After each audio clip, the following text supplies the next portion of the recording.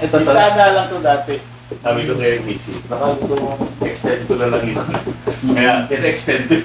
So, gumawa ko na sa kwarto para dito. Ganda, grabe.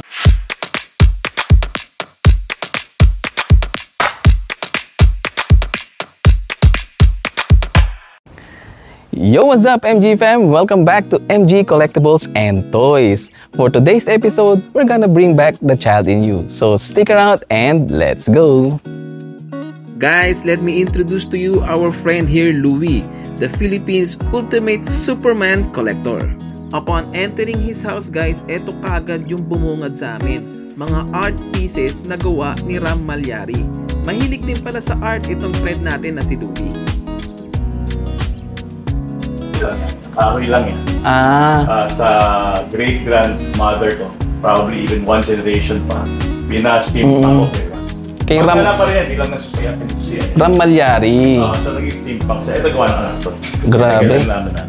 From antique. From very antique lang. Oo. Saan gumagana yan? Hindi. Ang ano lang, para lang laging may haunted house kasi yan yung ano. Gumaganon. So yung antique, naging steam punk. Ayun. Parang simbahan na. Oo nga no? May mga bagong bisita, may multo. Pero ang galing, ganda. Sa buong buhay ko, ngayon lang ako nakakita talaga ng totoo. Sa TV ko lang nakikita yan eh. Talagang isa lang talaga yan kasi... Guys, ito na. Ang pinakahihintay nating lahat. Ito na yung nakikita ko sa video eh. Ngayon ka na lang dito? Ngayon lang, first time ko lang dito. Hey Google, Wow. turn on everything. Wow.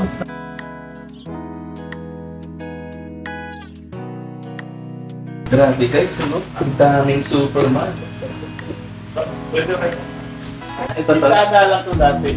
Sabi ko kay Casey, baka gusto mo extend ko na lang ito. Kaya, extend. So, gumawa ko na sa kwarto para dito. Ganda, grabe. Those who didn't know about Sir Luis. Sir Luis, can you introduce yourself to us? Okay. Louie Lustre. Been collecting for 20 years na. Mahigit actually. Admin din ako ng SCAF. Although we're not as active anymore. So, nagsimula ako Superman collector pero medyo kung saan na napunta yung statue collecting at saka sort of toy collecting na rin. When did you start collecting? Pinanganak yung anak ko 2002. Tapos ng mga 2 years old siya. Ang unang binili kasi namin. Nandito pa ba yung unang mong binili? Kasi ang una namin binili mag-ama, yung sa Jollibee na Justice League. Parang nag-trigger ulit yung fascination ko. Kasi Superman comic reader ako. Not really collector, reader. Pero to, syempre, tumanda ka na, trabaho ka na, nawala lahat. Until nagkaroon ng Death of Superman. Yun na nag-trigger na naman ang lahat. Di ba? Ayoko nung nakatayo lang. Gusto ko may pagka-character, so ginagawa kong parang diorama. Oo, ganda no? So ito yung ni una, Infinity War. Endgame. Tapos yung X-Men, ginawa ko na rin parang gano'n. Kasi di ba naglabas si Iron Studios ng X-Men.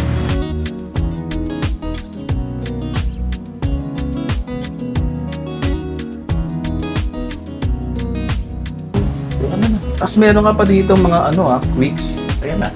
Ang dami Nung pandemic kasi, actually matagal akong gusto mag-quick sana.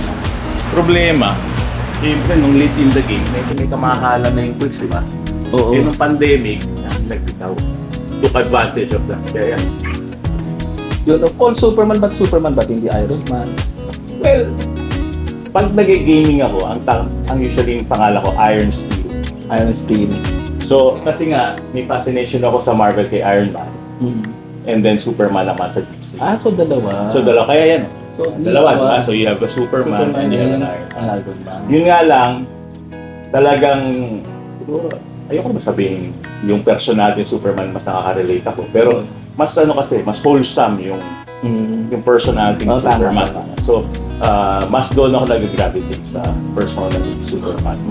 So, in the earlier years, lahat walang pinalalabas from the smallest toy to the 6-inch.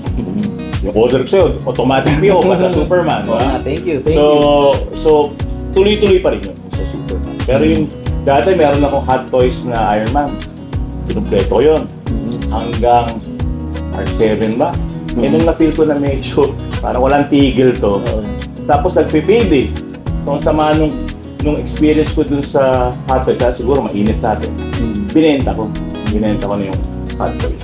Okay naman, pero syempre alam mo naman sa hobby na to, you can't expect lagi na kikita ka pag binenta. You just enjoy it. So these are all DC. DC lahat. DC lahat to. DT Marvel. Supposedly doon will be Marvel movies. Marvel movies. Pero banda rito, nagalo-halo na rin kasi marami na rin akong binenta to accommodate more space. Tapos ayoko naman mag-anime. Bigla may naglabas ng One Piece na Avengers version. Ayun. So sabi ko, pwede. Avengers, tas anime. Nagdugtong na yun. Kaso tapos pinanood ko pa yung One Piece. Kaya mapapansin mo, wala akong villains. Except for Thanos. Kasi kung mag-villains pa, wala. Masyado nang marami kung mag-villains pa. Pero ang ganda ng pagkaka-arrange mo, bro. Hindi siya yung parang... hindi nag-overlap dun sa isang character. Kasi hirap ako actually sa pag-display lang sa store, hirap ako eh. Pero ito ang galing ng pagkakagawa. And hindi naman siya ganun ka-wide, yung niya, yung space niya. Isa yan sa nag-i-enjoy kasi ako na mahirap. Kasi yung inaayos mo siya in such a way na hindi magulong organized. Parang gano'n, katulad to, di ba? Lahat to XM. Ito yung Rebirth line niya. Lahat to Twitterhead. Yung Justice League lang niya. Ito mga XM na ito. Pero ito kay LBS yan. Yeah. And then ito Iron Studios to eh. Iron Studios. Okay. So sa statue, ito yung pinakauna mo? Hindi. Kasi ito PF na... ito mga PF. Ito OG. Yung mga una mong... Ito mga OG PF ng Marvel. Ito yung mga una mong no? Yan lang. For example, yan yung sought after for the longest time. So ito mga pero to... So ito mga to hindi mo for sale kasi mga grail na. Ibig sabihin hindi na makita. Kasi sa akin, ibibenta mo. Tapos ang presyo naman nila halos parang iiyak ka lang, di ba? Might as well just enjoy it. Katulad itong mga to, grabe. This is the probably yung mga 20-year-old 20 years old. Di ko na naabutan to eh. Ang naabutan ko na actually yun si Superman na lang yun. And yung price niya dati is... Hindi naman bro. I mean, I'm late into the game. And yung Superman na yun, parang nabili ko lang yata ng 13, 14, 15,000 if I remember correctly. PF? The PF, oo. Ito, bigay niya sa price possession na natin. Ay, ito yung pinakita mo sa akin dati. Hindi ko tinatayo yan kasi baka mabasa kasi Swarovski na Superman. Konti lang ang napunta dito ng Swarovski na yan. So, limited edition. Hinihiga ako na lang ito mamaya mandan. Ito, puro Superman halos ito eh. May Vertex sa likod. Kasi nga, minsan ang hirap na iayos. Ang vision din ako kumuha ng comics. Kasi di ba yung ibang statues, normally yung design influenced by a comic cover. So, sabi ko, kaya ng mga CGC graded? After all, mahal. Sabi ko, okay lang. Tulad yan, this is 9.6. Yung sa Crisis. So, dahil may ganun ako, kumuha ko niyan. Yan. Last question na lang, bro. Lagi ko tinatanong to eh. Ano yung masasabi mo sa mga bagong magko-collect pa lang? Any advice or words for them? Hinay-hinay. Hinay-hinay. Collect if you can afford it. But it brings a lot of happiness. Kasi kailangan may hobby tayo. Sa tindi na stress ngayon, kailangan meron kang hobby. Di ba? Pero, like anything, basta naabuso kasi, hindi rin maganda. So, walang masamang mag-kolekta basta kaya ng bulsa. Diba? Baka mas stress pa lalo. Kasi ako naman, bahit na kolekta ako, pilit na ako ng bahay. Nakalipat na kami dito. Huwag madaliin kasi hindi mo naalis yung koleksyon. Hindi naman yan. Sabi nga nila, mahal naman ng mga koleksyon. Ang mahal, relative. Sabihin, if you can afford it, hindi yan mahal. Yeah? Pero kung pinipilit mong bilhin ng isang bagay that you cannot afford, yun mahal at hindi maganda. So you have to just take it easy. Kasi hindi magiging enjoyable kung nangungutang ka para bumili ka ng collection. Yun. Thank you very much, bro, Louie. No problem, Parts. Alam ko kasi sobrang gaganda ng mga statues mo. And wala na akong maisip na ibigay sa iyo eh. Pero pag damutan mo na to, mukha lang malaki. Oo, mukha lang malaki. Ayan, yan. Kasi walang ano eh. Maski ano pa yan. Oo, Superman pa rin, Superman. Pero, anong tawag doon? Gingerbread. Gingerbread. Alam ko, pwede ma-display yan kahit saan dito sa mga pangko ko actually na hindi ko nilalabas. Wala ka pa ba niyan? O baka Chances meron ka na? meron, mahal, pero Hindi nga. galing sa'yo. Siyempre, iba Thank pa you, rin thank you, galing. thank you. Salamat. Thank you. Salamat. Thank you. Ala. Guys, grabe no, ang ganda ng collection niya, ang ganda ng pagkakaayos.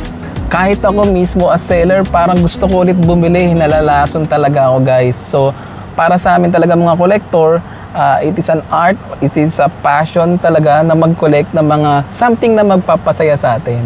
Yun guys. So, thank you for watching and always supporting MG Collectibles and Toys. Pauwi na kami. See you next time. Bye-bye!